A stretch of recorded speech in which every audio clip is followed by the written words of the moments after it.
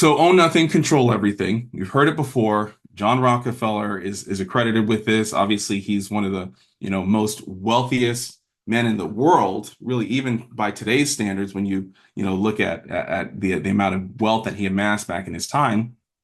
But, we've heard of this all the time.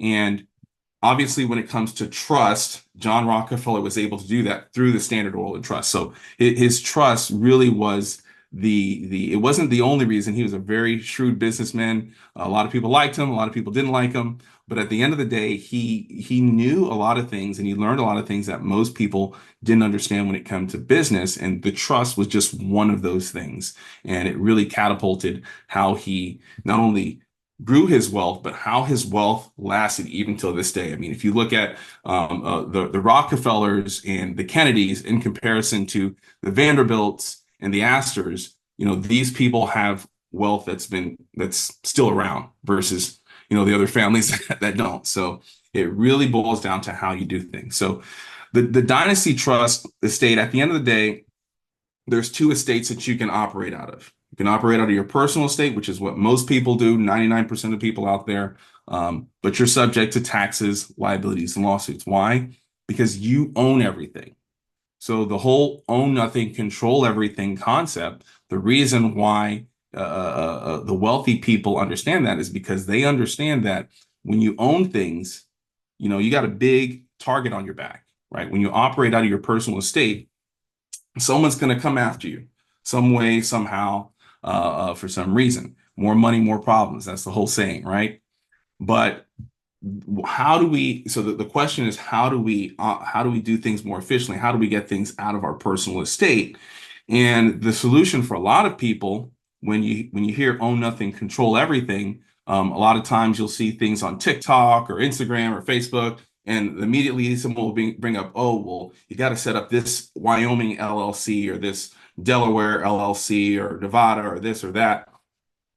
Listen, most people don't realize, okay, the Rockefellers didn't use LLCs, okay? And the reason why is because LLCs didn't exist at that time. LLCs didn't exist until 1977. So the wealthiest people in this country have been building their wealth through things that existed a long time before, and trusts are one of those things. So how do you actually own nothing but control everything? That's really the mystery here. And before we get into that, we have to break down, what does it mean to own an asset? What does it actually mean to have an asset in your name? So there's three parts of an asset.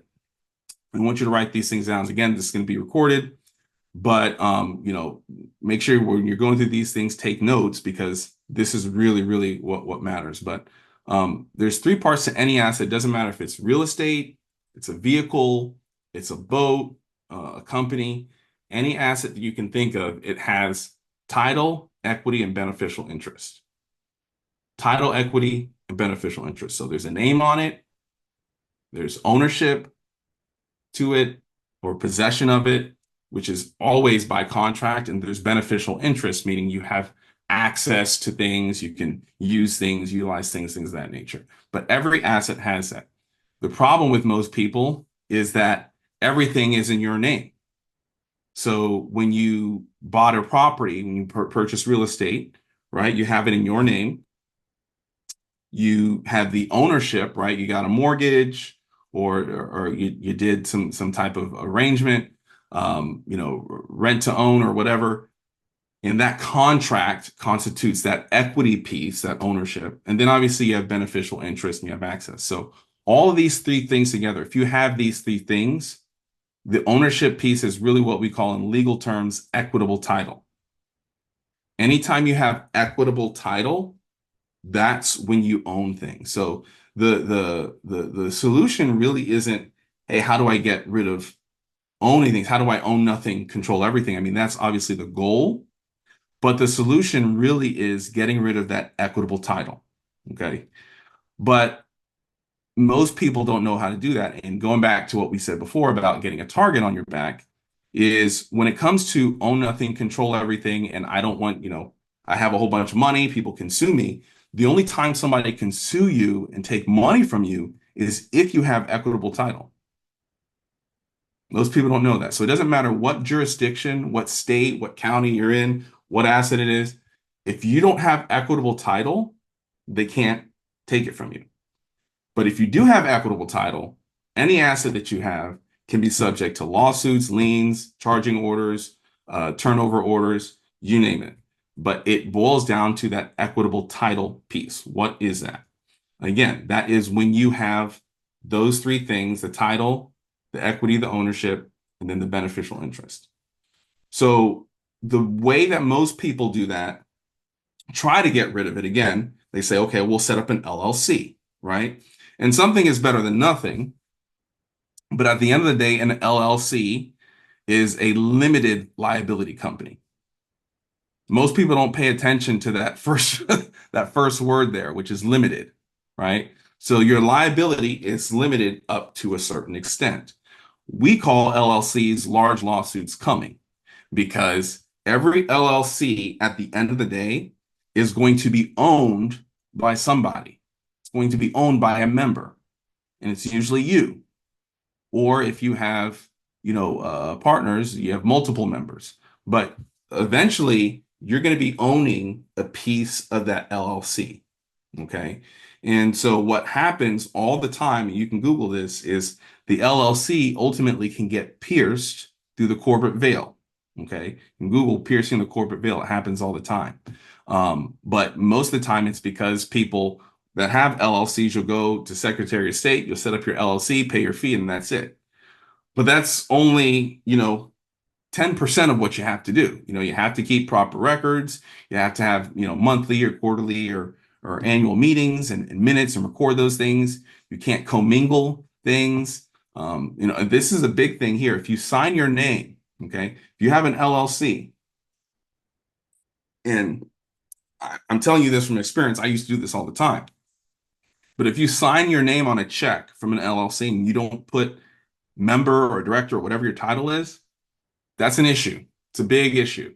And that happens all the time. Most people don't realize this thing, but that's when courts can say, okay, you're not operating as an LLC.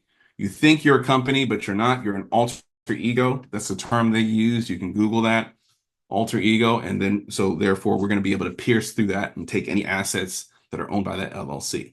So LLCs don't give you any type of full asset protection. Number one, because you're probably not operating things the right way. But even if you are operating things the right way, you still have equitable title. Everything is still in your name. It's owned by a member. Every single LLC. So it doesn't matter if it's in Nevada, Delaware, Wyoming, South Dakota. Every LLC is going to be owned by somebody. And again, our goal is to own nothing, but control everything. Most people say, hey, I get that, but let me do an LLC. You're still in the ownership bucket. You're still over here in the red bucket over here in your personal estate. Most people think LLCs are in a separate estate, but it's not. Okay, it's still in your personal estate. Now let's go into living trust, because this is a big thing that I get all the time, that people have these living trusts or, revocable trust or grantor trust. And again, at the end of the day, having a trust is better than having no trust, because nobody wants to go through probate. Nobody wants to go through the courts and the lawyers and the judges sucking away, taking your money and dictating what your heirs, what everything that you've worked so hard to put together, what they actually get at the end of the day. So having a trust is better than not having a trust. But the only benefit that a living trust provides is avoiding probate. That's it. There's no living benefits. Even though it's called a living trust, it doesn't provide any type of asset protection, because that living trust, most of the time, you're going to be the grantor. You're going to be the one that sets up the trust. You can revoke or take back that asset into your personal estate. So because of that, it's still considered part of your personal estate while you're alive. Now, when you die, it does go into a separate trust estate, and most of the time it's going to become an irrevocable trust. But while you're alive, it's still considered part of your personal estate And so therefore you get no asset protection. You still have equitable title to every single asset that's in that living trust. And you don't know how many people I talked to that spent, thousands of dollars on a trust that went to an attorney, a good friend of theirs, or they opened the phone book or Googled it. They spent a lot of money, but their trust doesn't give them the protection that they thought they were looking for. So again, a lot of people think the trust is in the blue bucket in a separate estate where it's protected, but it's actually over here. It's still in your personal estate. It doesn't go to the trust estate until you pass away.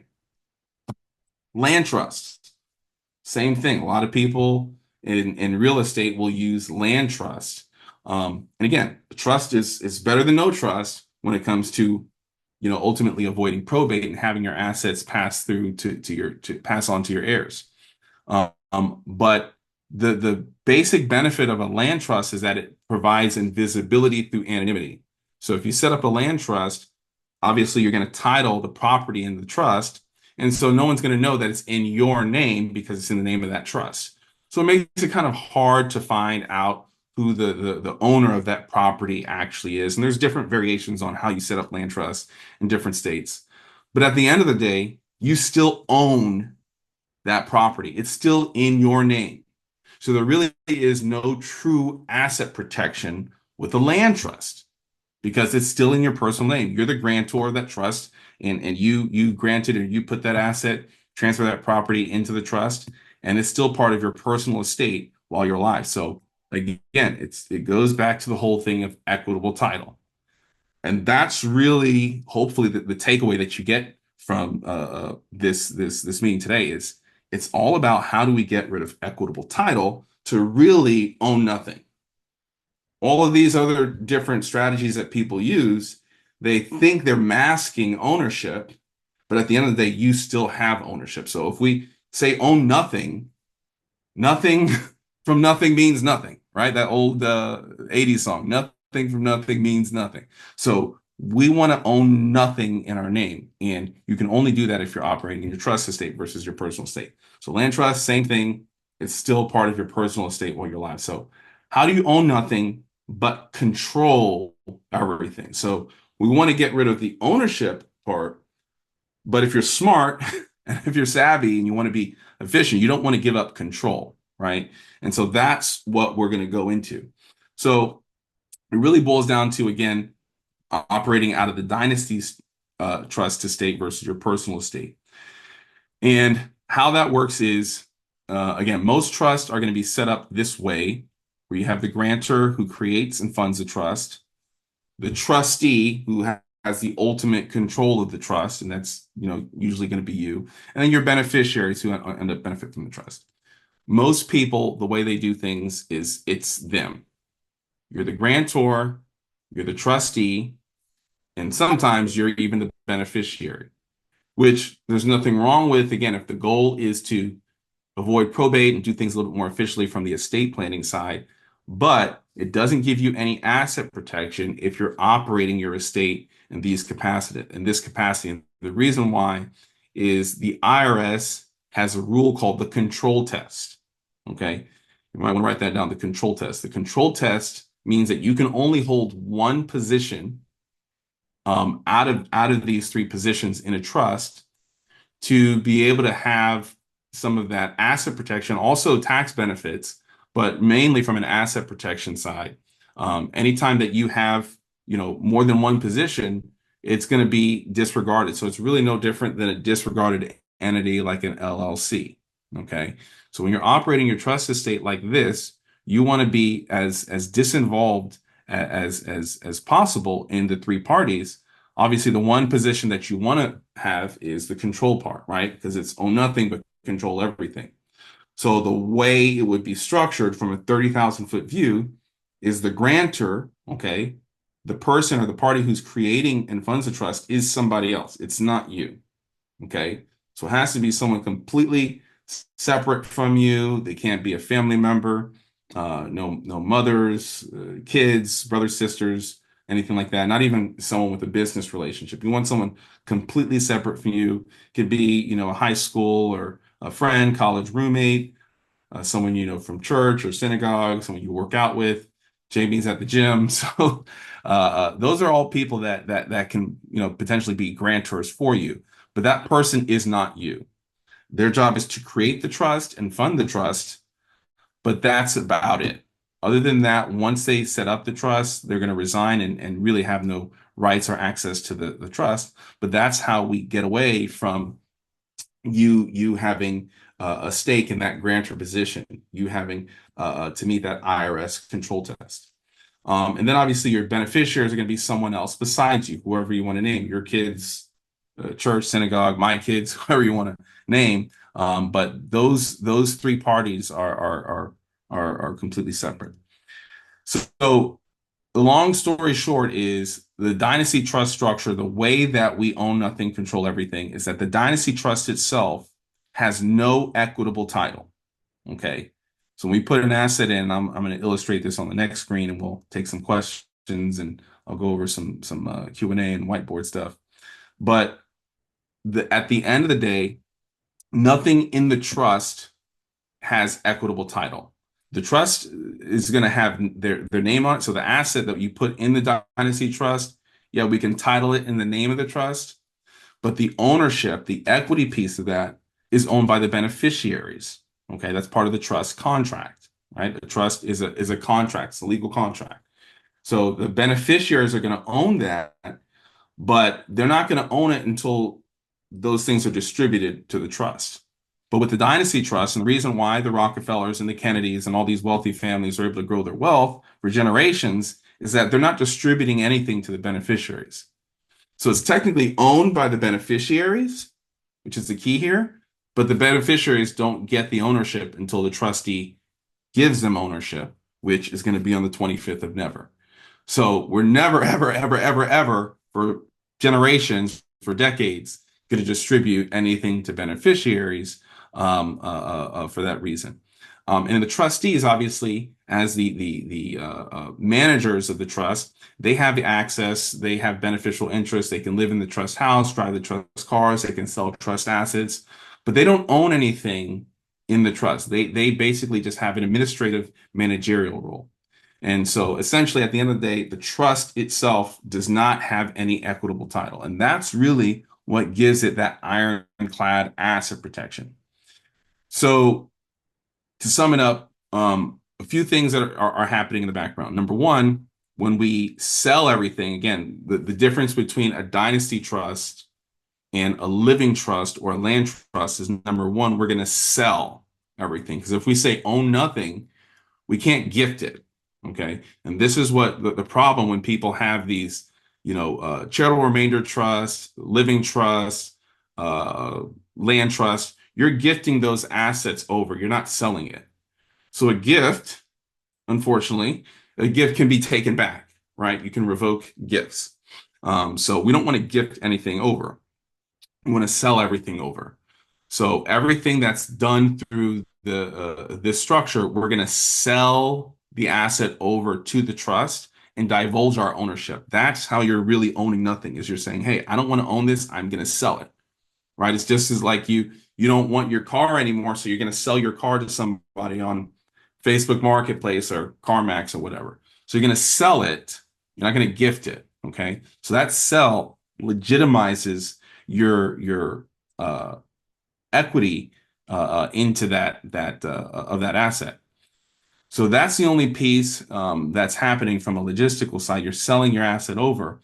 But the title, yes, you can title it, have the property named in the trust if you want to. You can record it on the local county records or whatnot, but it's really not required in a lot of jurisdictions. But either way, from a legal standpoint, the only thing that's going to happen from the trust standpoint is the trust is going to have title.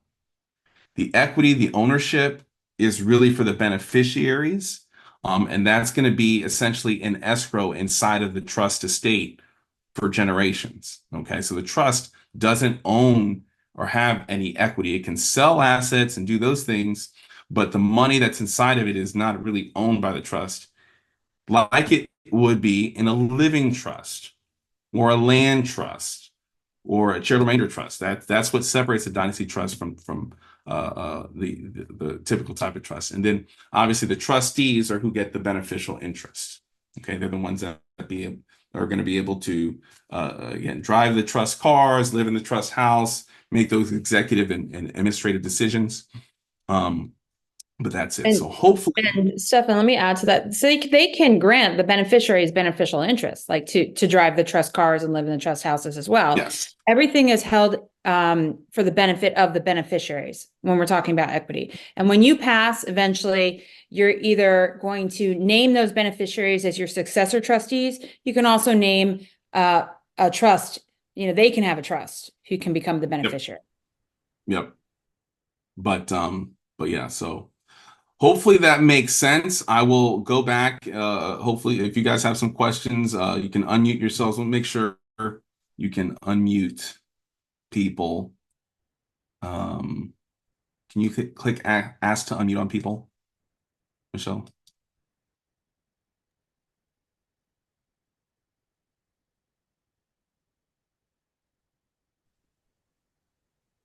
If you have any questions, far away, and I can throw things on the whiteboard as well. But hopefully you understood from this how the whole own nothing, control everything concept works.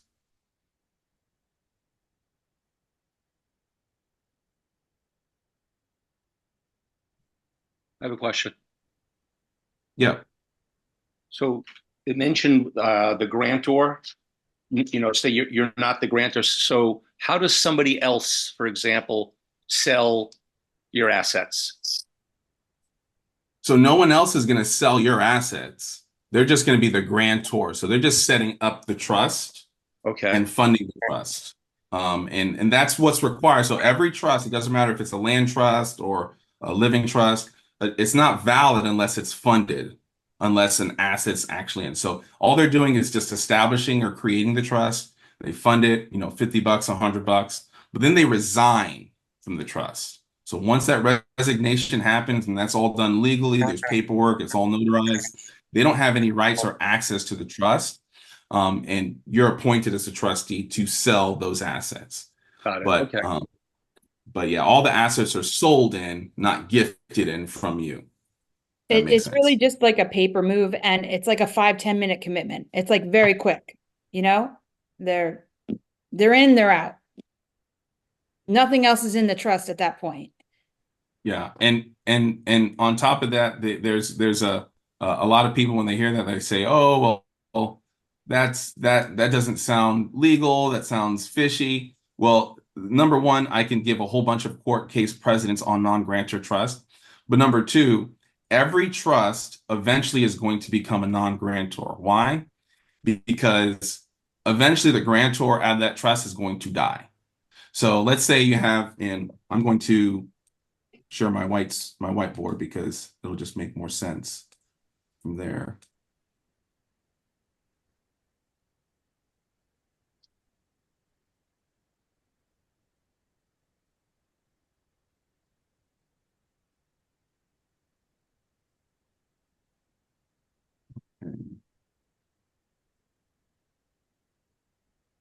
Can everyone see my screen? Here, can you see my screen, Shelley? Yes. Okay. So every trust is going to have a grantor, trustee, and then beneficiary, right? But let's say the grantor is grandpa. Okay, this happens all the time. And the trustee is dad. And then the beneficiary is grandson. Okay. You have three different people, three different roles. Okay. And they all have different positions in the trust. Once grandpa dies, there's no more grantor. This is automatically a non-grantor trust. The grantor is not here anymore. So hopefully that makes sense. But the grantor, their position and intention is really just to create and set up the trust. And it doesn't, as long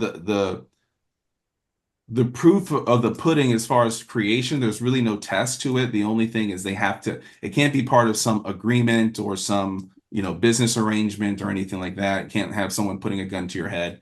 But as long as there's an intention to set up a trust, that's legal. And I can set up a trust if I wanted to for your kids and put $1 million in it, and there's nothing you can do about it.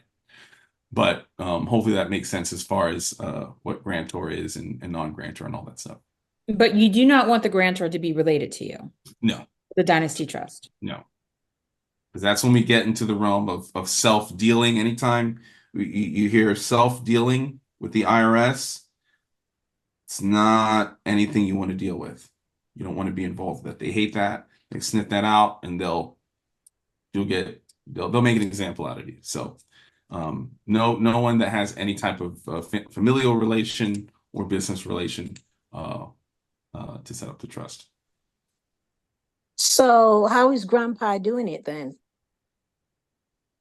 I'm sorry? How is grandpa setting it up?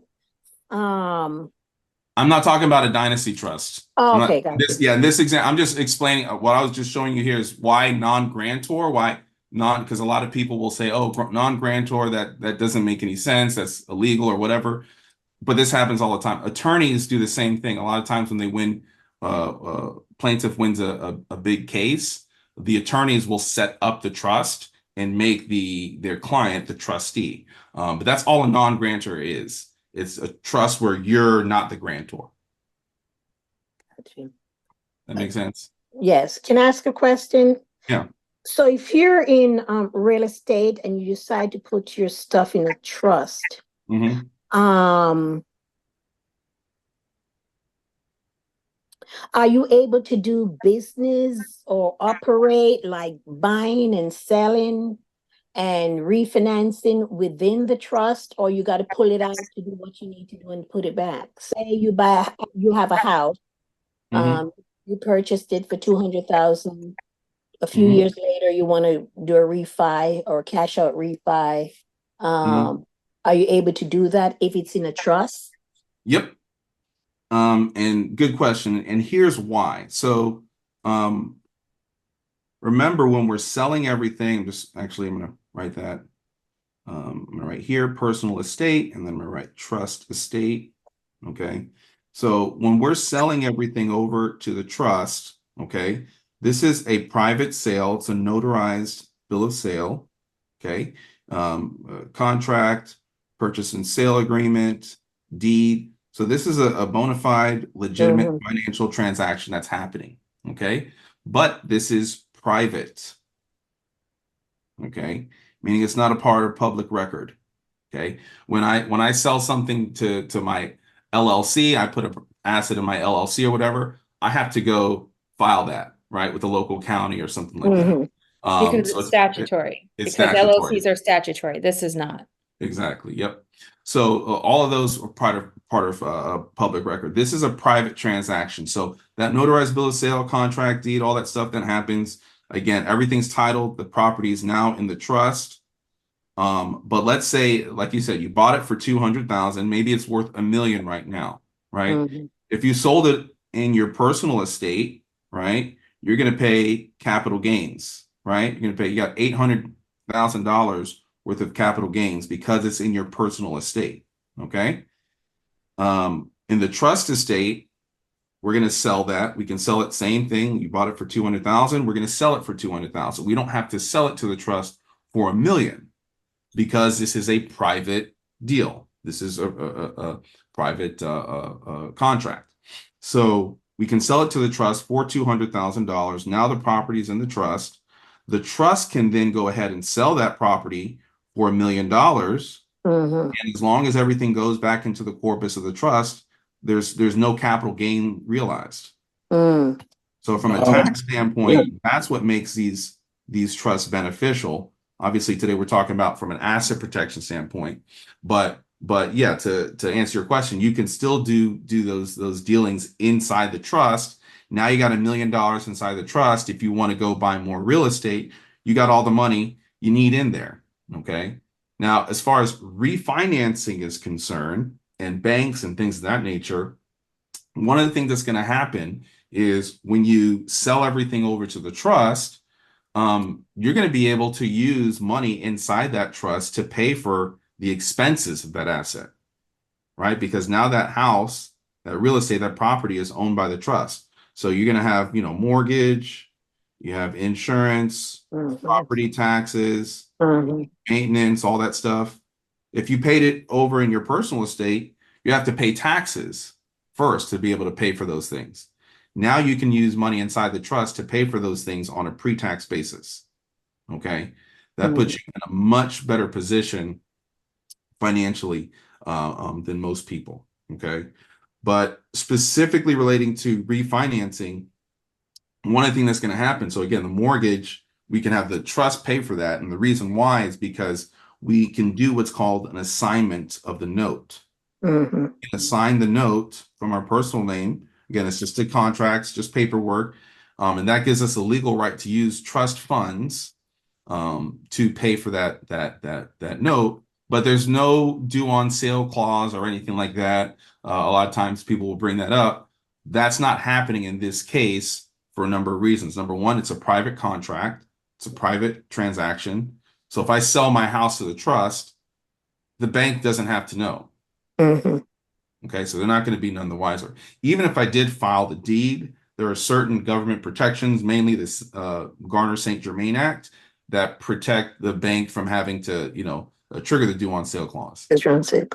Yeah, but if I need to get financing, I can go get that because I can still have the house in my personal name. These trusts allow for that. So even though it's technically owned by the trust, I can have the title on it owned by my personal name and still get financing all day. Okay. But good question. Any other questions? I have another one. Yep. Is another name for a dynasty trust a bulletproof trust, or is it totally different? Yeah, I mean, there's variations. It really boils down to the provisions of the trust. There's literally about 15 provisions. I didn't have time in this call today to go over that. You can go on our YouTube channel and we have some videos that go over all the different provisions. But complex trust, family trust, they're all sort of the same thing. That the main thing that separates these trusts is the provision. So number one, as Michelle stated, these are non-statutory trusts, which means that this is not like a Nevada trust, or Wyoming trust or Delaware trust or anything like that. You can get dynasty trust on that level, but it doesn't give you the same protections as these do. These are what are known as federally chartered trust. Okay. So you get a federal tax ID, okay, federal EIN, it files a tax return and everything, but it doesn't have to comply with state regulations and changes. It's a non-statutory entity. So this gives this type of trust a lot of latitude and flexibility to do things that most trusts don't. So that's one of the provisions, is that it is a write that down, non-statutory trust. But the other key thing with this, just going back to the asset protection point of this, is that it is irrevocable, because that's the only way you get tax benefits or asset protection. Okay. A lot of people, I'm bad at spelling, so English wasn't my strong suit in high school or college, but a lot of people will say, oh yeah, irrevocable, that's not a good thing. All that means is once you put the asset in the trust, it's owned by the trust. It's not owned in your personal estate. In order to take it out of the trust, you literally have to buy it back from the trust. So you're completely divulging yourself. So yes, you don't own anything, but that's a good thing, right? Because we don't want ownership, because ownership is not our friend. Ownership leads to taxes, liabilities, and lawsuits. So if you're okay with understanding, like Rockefeller, like the Kennedys, like the Gettys, like the Waltons, like me, so we have a trust now, a lot of these, these concepts are foreign to people because we've been kind of taught, hey, have things in your personal name because you work for it. You worked hard, you want the credit. Yeah. And I get it, but yes. Then let me just interject there. Yeah, Yeah. we've been taught pride of ownership, have everything in our name, but that's when things can be taken away from us. But I want to speak to your point, Robert, I believe it was Richard, sorry. There are other trusts that are, you can Google and find similar names, but what you have to be very careful of is that the people setting up those trusts, even when they have the best intentions, they're not correctly following the provisions of this trust, how they need to be set up. We knew someone, not so long ago, the LLC thing, Stefan, like the membership certificates weren't sold to the trust. One of their trust was a limited partner with the LLC. They got in trouble. So you need to work with people that understand how this trust works legitimately, how to manage this trust for you properly. Because we're all about doing everything legitimately according to IRS standards. And when when you work with us, you get our team, you get access to our team, that this is all they do all day, every day for years. Okay. So you want to make sure that you're working with the right people when you're doing these types of trusts. Very important.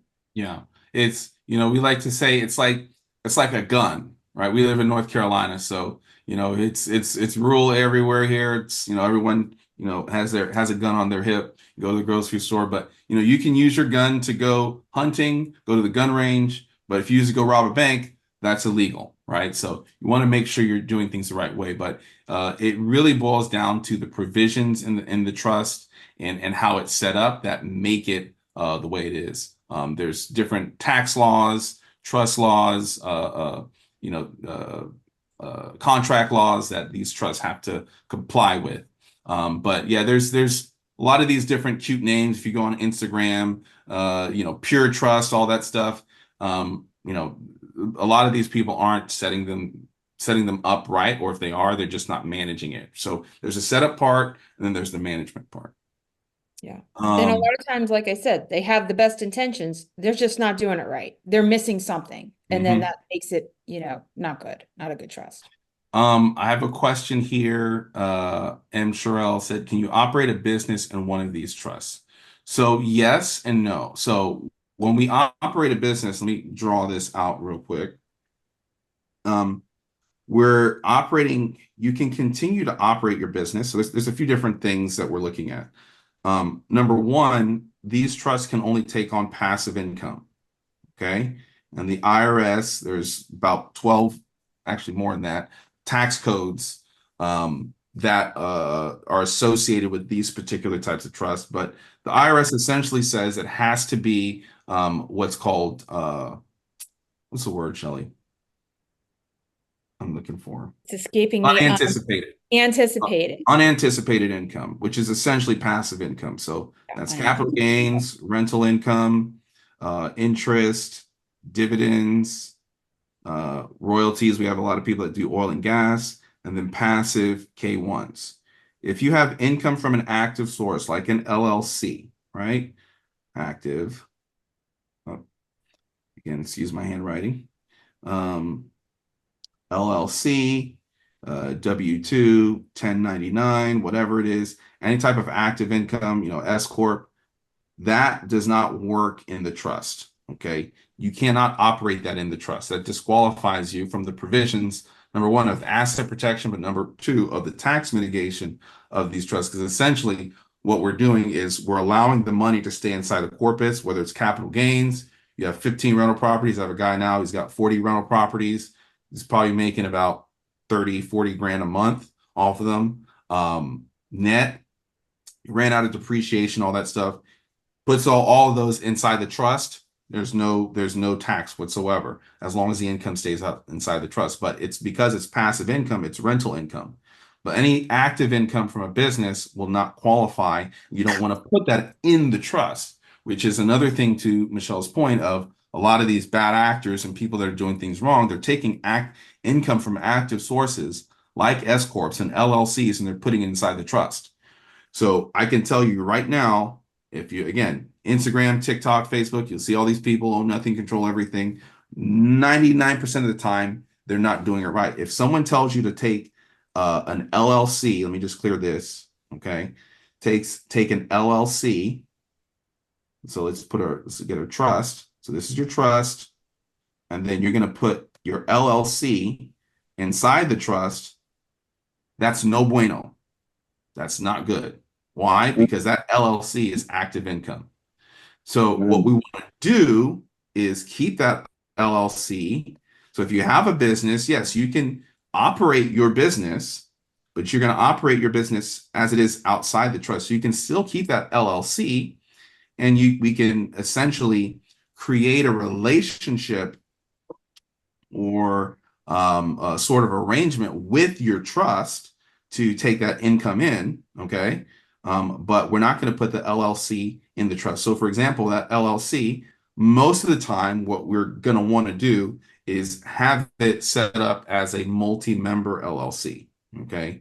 And the reason for that is because this is what's going to allow us to create some passive income. And we can do that in the form of having that trust elect to be taxed as a partnership. Okay, so it's multi-member. It's going to be taxed as a partnership, not an S corp, not a C corp, but a partnership. You would be the general partner. Okay, so this is you over here, and the trust would be a limited partner.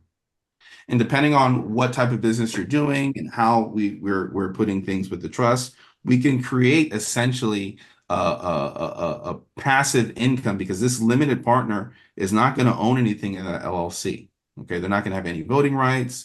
They're not going to have any management obligations or anything. So they're just an investor, just like you would invest in a real estate syndicate or whatever. So the trust is going to be able to do that, and we can take up to about 90%, up to 90% of that net income from that LLC into the trust. We could also create a lease arrangement. And we So do that this a lot. trust, People have, Stefan, I just want to back up there because you went over that really Mhm. quickly. That trust just, will invest like $50 to $100, right? Like an angel investor. And then its return, what it receives back into the trust, what you can take back is up to 90% of Yeah. that limited partner agreement. Does Exactly. that make Yeah. sense? It's not, but at the end of the day, all we're doing is we're trying to find a way to turn active income, because again, this LLC is active. It cannot go inside the trust. And we're trying to find roundabout ways to create passive income. And this is one way to do it. Another way would to be able to create a lease agreement with equipment. A lot of businesses will have, vehicles, real estate, whatever. Okay, let's put that inside the trust, and then let's lease it from the business. This creates a lease expense, which lowers the income of that LLC, right? Lowers the tax liability, but those assets are outside of the LLC. They're not owned. So there's all these different creative ways that we can take your active income and turn it into to passive income, but we never want to put active income directly inside of the trust. You can So do hopefully that intellectual makes sense. property lease agreements. You can do Yep. goodwill lease There's agreements. There's lots of ways. lots of different ways, but we don't want to put an active business in a trust. That's 100% no. A good question. Any other questions? I just want to make another comment. Also, so the trust can work if you have 1099 income, it can work with it in partnership with it. Okay. Yep. So K1 passive, yes. But W2, straight W2, not so much. The whole point is we're trying to control your income. The federal government taxes income, not people or money. So if we can find a way to control your income, you can control your tax liability. And that's what we do. Stephen, did you want to say something?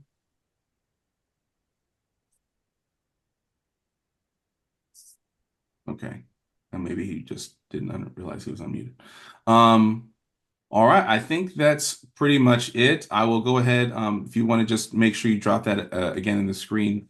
I'm sorry, in the chat, Michelle.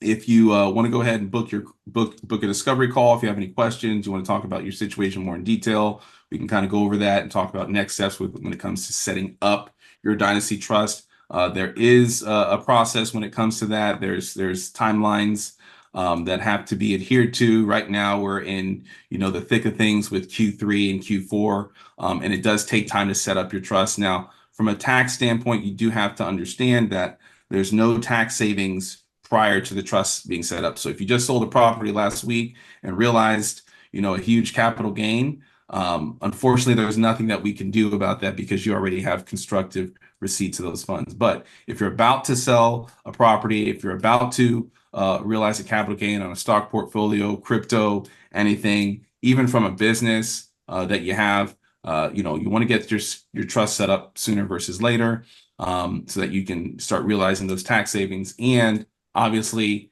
get yourself in the position of owning nothing but controlling everything, so you don't have to lose your shirt. There's so many different use cases with this trust. Protection against eminent domain, not having to worry about Medicaid spend downs. That's one of the big things that we talk to people that are baby boomers, older in age, or they have parents, spending $4, $5, $6, $10,000 a month on long-term care facilities. That'll drain your pockets real quick. Put everything in the trust. You don't have to worry about that. You don't have to wait 5 years. There's just so many different things. College planning. So if you are doing anything in business, real estate, or investments, definitely this is something that you want to consider. And again, you don't need to be a gazillionaire to take advantage of these things.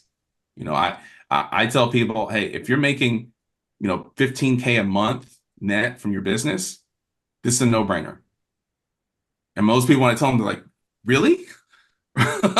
Yeah, you don't have to. It makes sense from a cost standpoint and a management standpoint. You don't have to be in the multi-millions of dollars for this to make legitimate sense financially and everything else. So just keep that in mind. But let me just go ahead and share this again on the screen if you need to. I want to go ahead and book your discovery call. All you have to do is, again, just text the word trust to this number right here, 919-420-3798. You get the link to book your discovery call with either myself or Michelle or one of my other team members. And we can go over your situation and see if it makes sense to, take the next step, see what, we do a tax review. We look at your whole situation before you get a trust. But we have to move quickly because there's timelines to set up a trust, to get your EIN and all that stuff if you do need to. But there's preliminary work beforehand, before you even get your trust set up, that we have to do, and we'll walk you through that. So that's pretty much it. Thank you guys for being on the call. We'll see you next week. And if you have any questions, again, you can just book your call or go on our YouTube page. And then we'll probably see you next week. Yep. Thank you, everyone. Right. Bye.